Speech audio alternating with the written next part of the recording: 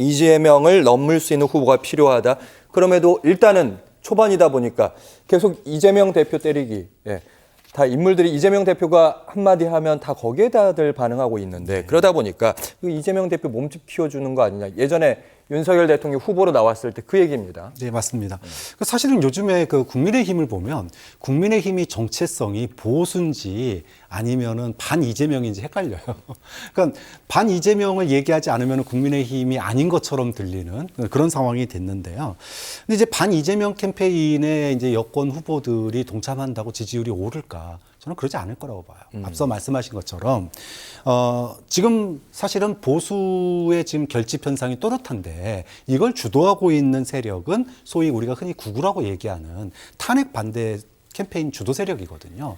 이들의 지지가 김문수 장관이라든지 이런 좀 더 그 윤석열 대통령을 옹호하거나 또는 보호하거나 좀 더 오른쪽에 있는 분들에게 쏠리고 있는 게 명확한 사실입니다. 김대현 평론가는 윤심 경쟁이라고 하시더라고요. 네. 그런데 반 이재명 캠페인을 아무리 한동훈 대표가 한다 손 치더라도 그거는 소위 말하면 국민의힘 정체성의 입문자 과정에 속하는 거예요. 입문자. 그러니까 소위 말하면 탄핵 반대 캠페인의 하위 버전이라는 거죠. 그럼 결국은 반 이재명 캠페인을 한다고 그걸 그 소위 말하면 보수의 어떤 그 지지를 끌어오는 게 아니라 보수의 지지층을 끌고 가는 건 탄핵 반대 캠페인인 거고 거기에 쫓아가는 사람들은 반 이재명 캠페인에 공감하는 사람들이에요. 그렇기 때문에 반 이재명 캠페인은 국민의힘 지지층을 끌고 오기 위한 입문자 과정에 불과한 것이고 주도권을 쥐기 위해서는 탄핵 반대 캠페인을 갖다가 머리를 끌고 오든지 이거를 갖다가 바꾸든지 할 수 있는 영향력 있는 얘기가 나와야 되는데 그걸 할 수 있는 사람이 지금 아무도 없습니다. 여기에 감히 대적을 지금 못하고 있어요. 그러다가 갑자기 만약에 윤석열 대통령의 탄핵이 다음 주 정도면 나올 거라고 예상을 하고 있는데 만약에 파면이 결정된다고 그랬을 때 이게 와해돼서 우리한테 올 거다. 이건 착각이라고 봐요. 오히려 그것이 와해됐을 때 그 상실감을 갖다가 소위 말해서 합리적 보수로 가는 것이 아니라 더 우경화될 수도 있다.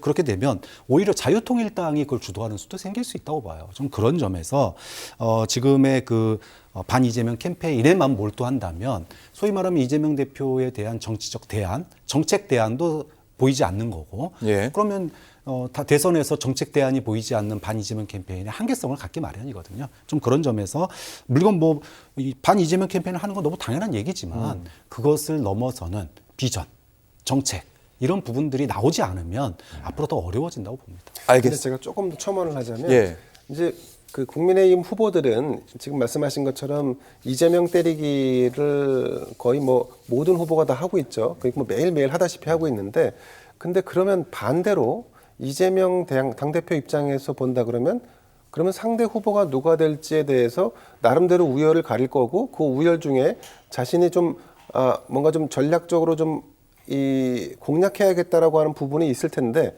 근데 지금 이재명 대표는 사실은 자신과 싸우고 있고 법원과 싸우고 있습니다.